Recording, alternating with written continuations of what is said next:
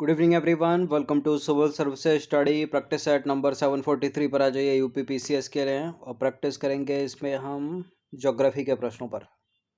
20 प्रश्न है, 2 से 3 सेकंड का टाइम मिलेगा एक प्रश्न को पढ़ने के बाद अपना भी सोचना कि आंसर क्या हो सकता है।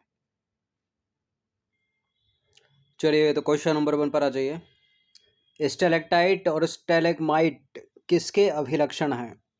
हिमनदीय स्थलाकृति और ज्वालामुखीय स्थलाकृति, कास्ट स्थलाकृति या नदीय स्थलाकृति बताइए। स्टेलेक्टाइट और स्टेलेग्माइट ये हैं कास्ट स्थलाकृति हो गए। ऑप्शन नंबर सी है इसका आंसर। तो देखिए स्टेलेक्टाइट और स्टेलेग्माइट जो है कास्ट स्थलाकृति के उदाहरण हैं। भूमिगत कंदराओं में जल के वाष्पीकरण के फलस्वरूप कंदरा के तल और छत पर जो है कैल्शियम कार्बोनेट का निक्षेप होने लगता है और यह निक्षेप जो है लंबे और पतले स्तंभों के रूप में होता है जो कंदरा की छत से जो है लटकते हुए प्रतीत होते हैं। इन्हें बोलते हैं स्टेलेक्टाइट। और वहीं ऊपर से निरंतर टपक रही बूंदें जब धरातल पर गिरती हैं तो उससे निर्मित आकृति जो है ऊपर की ओर विकसित होने लगती है, जिसको बोलते हैं स्टेलेग्माइट। क्वेश्चन नंबर 2 पर आ जाइए। महात्मा गांधी राष्ट्रीय उद्यान कहाँ अवस्थित है? पोर्ट ब्लेयर, गंगासागर द्वीप, रामेश्वरम या लक्षद्वीप? महात्मा गांधी राष्ट्रीय समुद्री उद्यान यह है अंडमान निकोबार की राजधानी पोर्ट ब्लेयर में। ऑप्शन नंबर डी है इसका आंसर। तो महात्मा गांधी समुद्री राष्ट्रीय उद्यान पोर्ट ब्लेयर अंडमान निकोबार द्वीप समूह में अवस्थित है। इसका जो निर्माण है वन्य जीव संरक्षण अधिनियम 1972 के अंतर्गत 24 मई 1983 को किया गया था। क्वेश्चन नंबर 3 पर आ जाइए। निम्नलिखित कथनों पर विचार करेंगे, 2 स्टेटमेंट के साथ बताइए कौन सा करेक्ट होगा। भारत में अधिकांश कोयला और फेरस खनिज जो हैं विंध्य के दक्षिण में प्रायद्वीप में मिलते हैं। विंध्य के दक्षिण में प्रायद्वीप भारत कभी उस अधि महाद्वीप का अंश था जिसमें ऑस्ट्रेलिया, अंटार्कटिका, अफ्रीका और दक्षिण अमेरिका सम्मिलित थे। दूसरा वाला करेक्ट है, पहला वाला गलत है। विंध्य के दक्षिण में नहीं है, ठीक है, बी सही है केवल इसका। तो भारत में अधिकांश कोयला और फेरस खनिज जो समूह हैं वो उत्तर पूर्वी पठारी प्रदेश में मिलते हैं और इस पट्टी के अंतर्गत छोटा नागपुर झारखंड, उड़ीसा पठार, पश्चिम बंगाल तथा छत्तीसगढ़ के कुछ भाग आते हैं। तो पहला वाला गलत और दूसरा वाला करेक्ट। क्वेश्चन नंबर 4 पर आ जाइए। निम्नलिखित द्वीपों में से कौन सा एक ज्वालामुखीय मूल का है? लक्षद्वीप, मालदीप, अंडमान निकोबार, ये रियूनियन। देखिए मालदीप और लक्षद्वीप तो ये तो कोरल वाले हो गए, तो इनको तो एलिमिनेट कर दो, ये तो हो नहीं सकता। अंडमान निकोबार पर्वतीय वाला हो गया तो रीयूनियन ही हो जाएगा, ठीक है, ए हो जाएगा इसका आंसर।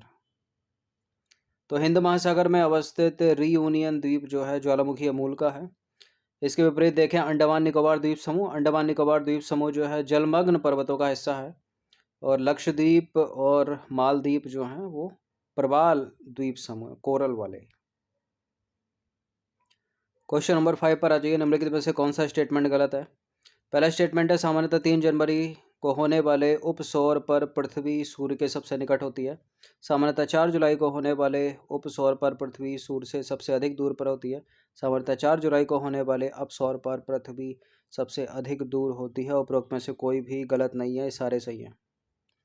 देखिए ये बी और सी वाला स्टेटमेंट एक जैसा ही लग रहा, कुछ कुछ पूरा सब कुछ वही है। 4 जुलाई को पृथ्वी सूर्य से सबसे अधिक दूरी पर, 4 जुलाई को पृथ्वी सूर्य से अधिक दूरी पर, लेकिन जब अधिक दूरी पर है तो अपसौर होगा ना, उपसौर क्यों हो रखा है यहाँ पर? ये वाला करेक्ट है, यानी सी वाला, बी वाला गलत है, पहला वाला सही है, ठीक है। इसका बताया भी था, अप का मतलब ऊपर होता है, ऊपर मतलब दूर होता है, ठीक है ना, तो दूरी में अपसौर ही होगा, ठीक है। उपसौर लिख रखा है यहाँ पे, ये वाला सही है, ये गलत है बी। तो पृथ्वी की कक्षा जो है वृत्ताकार ना होकर दीर्घ वृत्ताकार है, अर्थात पृथ्वी वर्ष में एक बार 3 जनवरी को सूर्य के सर्वाधिक पास आ जाती है और इस स्थिति को बोलते हैं उपसौर, ठीक है। और इसके विपरीत 4 जुलाई को पृथ्वी सूर्य से सबसे अधिक दूर होती है जिसको बोलते हैं अपसौर। क्वेश्चन नंबर 6 पर आ जाइए। ब्रह्मपुत्र नदी की निम्नलिखित सहायक नदियों पर विचार करना। लोहित, तीस्ता, सुबनसिरी, संकोश। बताना क्या, उपरोक्त नदियों को पश्चिम से पूर्व की ओर क्रमबद्ध सजाना, यानी वेस्ट टू ईस्ट। अब सबसे वेस्ट में सिक्किम वाला देखिए, कुछ हल्का सा मैप यहाँ पर शो किया गया है। ये क्या है, ये भूटान है, यहाँ पर ये है, इसके ऊपर सिक्किम। तीस्ता यही हो गई सिक्किम वाली, ठीक है। और ये जो नदी निकल रही है ना, ये है लोहित, सबसे पूरब में, ठीक है। अब तीस्ता जो हो जाएगी पश्चिम वाली, सिक्किम वाली, ठीक है। सबसे वेस्ट में हो जाएगी, सबसे ईस्ट में लोहित ले आओ, लोहित।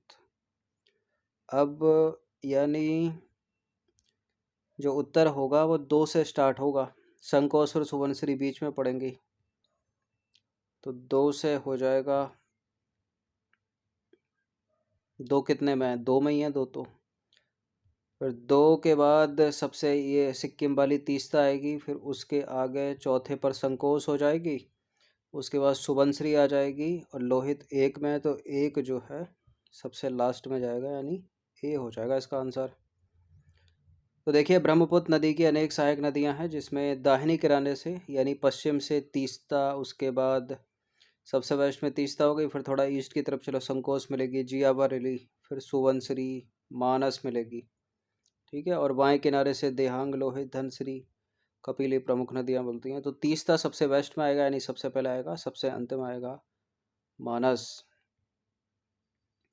क्वेश्चन नंबर 7 पर आ जाइए। भूमध्य सागरीय और मानसूनी जलवायु से रिलेटेड निम्नलिखित में से कौन सा स्टेटमेंट सही है।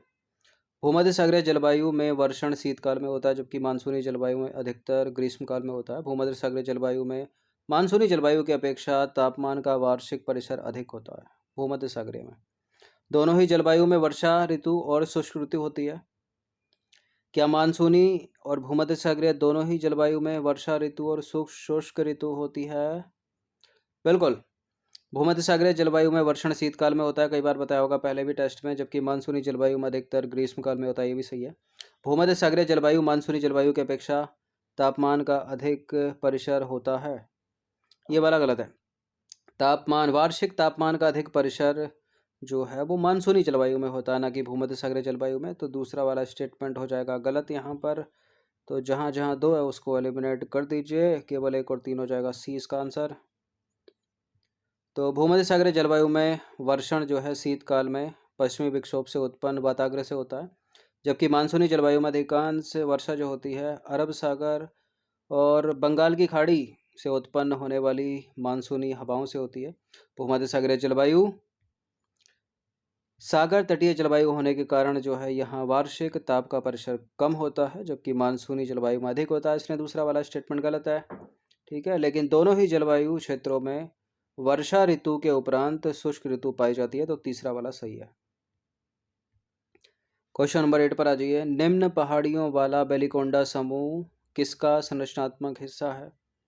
निम्न पहाड़ियों वाला बेलिकोंडा समूह हिस्सा है किसका, पूर्वी घाट का।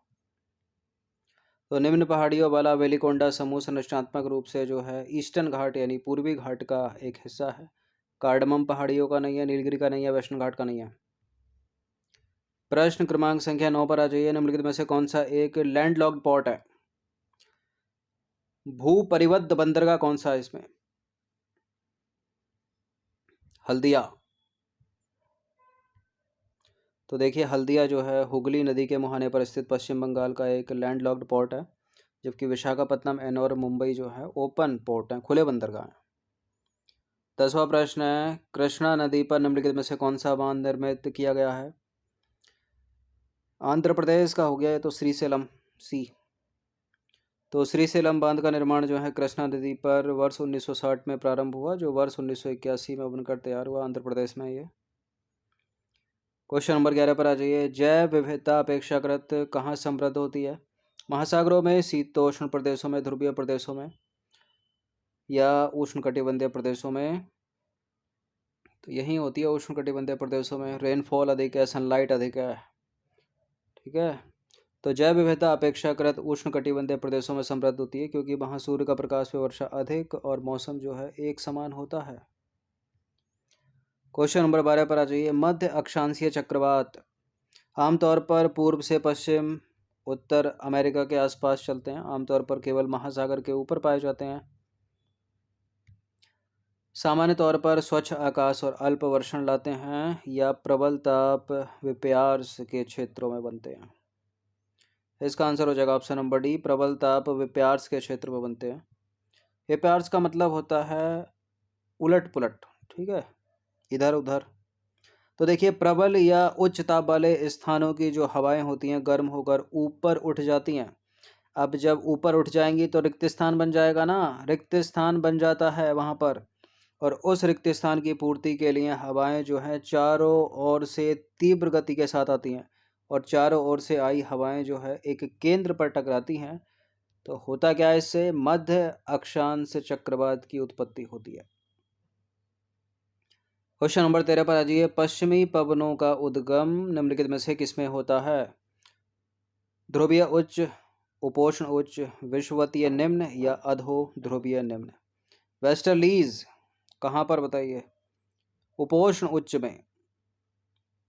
तो बी हो जाएगा इसका आंसर। उपोष्ण वायुदाब कटिबंध से उपध्रुवीय निम्न वायुदाब कटिबंध की ओर चलने वाली पश्चिमी पवनों को पछुआ पवन भी कहते हैं। और उत्तरी गोलार्ध में यह दक्षिण पश्चिम से उत्तर पूर्व की ओर एवं दक्षिणी गोलार्ध में उत्तर पूर्व से दक्षिण पूर्व की ओर बहती हैं।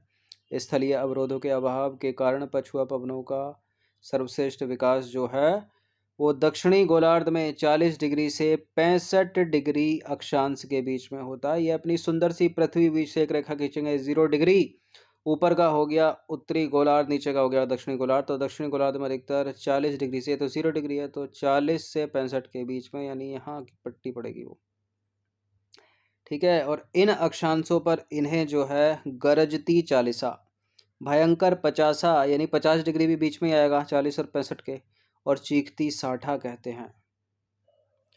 नंबर 14 पर आ जाइए। निम्नलिखित में से कौन सा राज्य नर्मदा द्रोणी का वाहक नहीं है? तो मध्य प्रदेश तो है, मध्य प्रदेश के अमरकंटक से निकलती है नर्मदा। गुजरात तक जाती है क्या? बिल्कुल जाती है। महाराष्ट्र भी पड़ जाता है, राजस्थान ऊपर हो जाता है, एलिमिनेट हो जाएगा। तो राजस्थान नर्मदा द्रोणी का भाग नहीं है, ठीक है। यह नदी मध्य प्रदेश में अमरकंटक पठार से निकलती है तथा मध्य प्रदेश, महाराष्ट्र और गुजरात में प्रवाहित होती है। तो राजस्थान जो है एलिमिनेट कर दीजिए। क्वेश्चन नंबर 15 पर आ जाइए। निम्नलिखित में से कौन एक उत्तर से दक्षिण की ओर नदियों का सही अनुक्रम है? बताइए कौन सा उत्तर से दक्षिण की ओर नदियों का सही अनुक्रम। अगर आप पकड़ के चलेंगे स्टेट को तब भी करेक्ट हो जाएगा। पश्चिम बंगाल के नीचे उड़ीसा तो सबसे ऊपर, तो दामोदर के ज़्यादा लक्षण लग रहे हैं, तो दामोदर 3 में है। तो दामोदर के नीचे चलोगे तो मिलेगी आपको ब्राह्मणी, उसके नीचे मिलेगी महानदी, और सबसे दक्षिण में मिलेगी तुंगभद्रा। तो ए ही इसका आंसर हो रहा सही। तो दामोदर नदी पश्चिम बंगाल तथा झारखंड में प्रवाहित होने वाली नदी है। ब्राह्मणी नदी उड़ीसा की एक मौसमी नदी है। इसका जो स्रोत है दक्षिणी कोयल तथा शंख नदी का संगम है। उसके नीचे आ जाओगे तो महानदी छत्तीसगढ़ तथा उड़ीसा की सबसे बड़ी नदी है। और तुंगभद्रा नदी दक्षिण भारत में बहने वाली एक पवित्र नदी है, सबसे दक्षिण में हो जाएगी। क्वेश्चन नंबर 16 पर आ जाइए। निम्नलिखित कथनों पर विचार करेंगे, दो स्टेटमेंट के साथ बताइए कौन सा वाला करेक्ट है। बराक नदी भारत के मणिपुर, नागालैंड, मिजोरम और असम राज्यों में बहने वाली एक नदी है। असम में भी बहती है क्या बराक? और यह बांग्लादेश और म्यांमार से होकर बहती है। म्यांमार से कहाँ बहती है बराक? गलत है, सीधे नीचे बांग्लादेश में आ जाती है। केवल पहला वाला करेक्ट है केवल। तो बराक नदी भारत के मणिपुर, नागालैंड, मिजोरम और असम राज्यों और साथ ही बांग्लादेश में बहने वाली एक नदी है। 900 किलोमीटर लंबी है ये। इसकी 900 किलोमीटर में से 524 लंबाई भारत में है। 31 किलोमीटर भारत बांग्लादेश की सीमा पर बहती है, बाकी बचा हुआ 345 अकेले बांग्लादेश में बहती है। तो गलत है दूसरा स्टेटमेंट, म्यांमार में नहीं बहती है। नंबर 17 पर आ जाइए। निम्नलिखित पर विचार करेंगे, जलवायु, तापमान और वर्षा अपक्षय। क्या पूछा? उपरोक्त में से कौन से मृदा निर्माण की दर को प्रभावित करते हैं? तो जलवायु, तापमान, वर्षा अपक्षय सभी तो करते हैं, तीनों हो जाएगा। इसका आंसर डी हो जाएगा, उपरोक्त सभी। तो देखिए मृदा जो है अपक्षय की प्रक्रिया के माध्यम से बनती है। और मृदा यानी सॉइल यानी मिट्टी निर्माण की प्रक्रिया विभिन्न कारकों द्वारा प्रभावित होती है, जैसे कि जलवायु हो गई, तापमान हो गया, वर्षा, अपक्षय हो गया, ह्यूमस हो गया। ये मृदा निर्माण की दर को प्रभावित करते हैं। जो समय है, टाइम, वो मृदा परिच्छेदिका की मोटाई को निश्चित करता है। वनस्पति हो गई, प्राणी हो गए, सूक्ष्म जीव हो गए, ये मृदा की ह्यूमस निर्माण की दर को प्रभावित करते हैं। तुंगता हो गई, ठीक है, उच्चवाच हो गया, ढाल हो गया, ये मृदा के संचय को निर्धारित करते हैं। और जनक सेल जो है वो मृदा के रंग, गठन, रासायनिक गुणधर्म, खनिज की मात्रा, पारगम्यता को निर्धारित करते हैं। इतनी सारी चीज़ें मृदा को प्रभावित करती हैं अलग अलग तरीके से। क्वेश्चन नंबर 18 पर आ जाइए। निम्नलिखित में से कौन सी विधि तीव्र ढालों पर मृदा अपरदन को रोकने के लिए सबसे उपयुक्त है? दो तरह से प्रश्न पूछा जा सकता है। तीव्र ढाल तो मतलब बहुत तीव्र हो गया, एक पूछा जाता है पहाड़ी ढाल, दोनों में उत्तर अलग अलग है। तो तीव्र ढालों पर मृदा अपरदन को रोकना है तो मिट्टी की कौन सी विधि को अपनाना पड़ेगा? वेदिका फॉर्म को, ठीक है, सी है इसका आंसर। और पहाड़ी ढालों पर समोच्च रेखीय जुताई। तो तीव्र ढालों वाली सतह पर यदि कोई वेदिका फार्म पद्धति के द्वारा कृषि करता है तब मृदा का अपरदन सबसे कम होता है। क्वेश्चन नंबर 19 पर आ जाइए। अब बताइए, पहाड़ी ढालों पर मृदा अपरदन को रोकना है तो निम्नलिखित में से कौन सी विधि अपनानी पड़ेगी आपको? देखिए, पहाड़ी ढाल देखा ही होगा आपने, इस तरह से बनाते हैं ना वहाँ, समोच्च रेखीय जुताई, सी। तो पहाड़ी ढालों पर समोच्च रेखीय जुताई मृदा अपरदन को रोकने के लिए सबसे उपयुक्त विधि है। किसी पहाड़ी ढाल पर समोच्च रेखीय रेखाओं के समानांतर जुताई ढाल से नीचे बहते जल के लिए एक प्राकृतिक अवरोध का निर्माण करती है, जबकि तटीय और शुष्क प्रदेशों में पवन गति को रोकने के लिए वृक्षों को कतारों में लगाया जाता है ताकि मृदा आवरण को बचाया जा सके, और इस विधि को बोलते हैं रक्षक मेखला विधि। ठीक है। तो तीव्र ढलानों पर हो गई, पहाड़ी ढलानों पर हो गई समोच्च रेखीय जुताई, और तीव्र ढलानों पर क्या हो गई? वेदिका फॉर्म पद्धति। चलिए क्वेश्चन नंबर 20 पर आ जाइए। अंतिम प्रश्न है ये। गिद्ध लुप्त हो रहे हैं इस पृथ्वी से, तो गिद्धों के लुप्त होने का सबसे प्रमुख कारण बताना है आपको। क्या अम्ल वर्षा है, या नदियों का प्रदूषित जल है, गिद्धों पर अत्याचार मतलब अत्यधिक शिकार, या फिर डिक्लोफेनिक एस्प्रिन जैसी पीड़कनाशी दवाएं? यही है, जो पीड़कनाशी ये पशुओं को दी जाती है, गाय को, भैंसों को, ठीक है, और उसी मांस को खा जाते हैं गिद्ध। उनसे क्या हो रहा है? लिवर, किडनी, ये सब फेल हो रहा है उनका, गिद्धों का। तो डी सबसे बेहतर उत्तर है यहाँ पर। तो देखिए, गिद्ध जो है मृत जीव जंतुओं को खाने के कारण एक अपमार्जक है, ठीक है, डिकम्पोज करता है एक तरह से उनको, और इन्हें पर्यावरण का एक महत्वपूर्ण शोधक समझा जाता है गिद्धों को। किंतु भारतीय उपमहाद्वीप में जिन पशुओं का उपचार डिक्लोफेनिक एस्प्रिन अथवा इब्रोफेन जैसे पीड़कनाशी दवाओं से किया जाता है, गिद्ध जो है उनके द्वारा अपमार्जन से जो है उनकी किडनी खराब हो रही है। उनको खाते हैं ना ये, फिर क्या हो रहा है? मर जाते हैं जिससे गिद्ध। इसी कारण कमी आई है। यूपीएससी सिविल सेवा तक में पूछा जा चुका है प्रश्न, याद रखिएगा। तो 20 प्रश्न थे ये ज्योग्राफी के, इनके प्रैक्टिस एक बार कर लीजिएगा। एक लाइक कर सकते हो आप, सिविल सर्विसेज स्टडी चैनल को सब्सक्राइब कर सकते हो, बेल आइकन को प्रेस रखिएगा यूट्यूब के। धन्यवाद।